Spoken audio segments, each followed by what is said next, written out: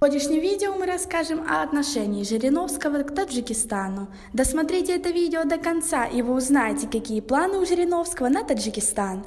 Подписывайтесь на наши обновления, чтобы быть в курсе о всех новинках на нашем канале, а также подписывайтесь на наш новостной телеграм-канал. Ссылка на него будет в описании под этим видео. Таджикистан, Узбекистан. Узбеки отобрали у таджиков Бухара и Самарканд. Это жемчужина Средней Азии. И в религиозном плане, и в архитектурном. Поэтому там всегда было состояние противостояния. Но главное направление – это юго-восток.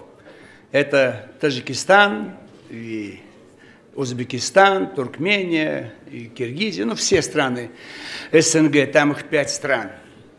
Почему?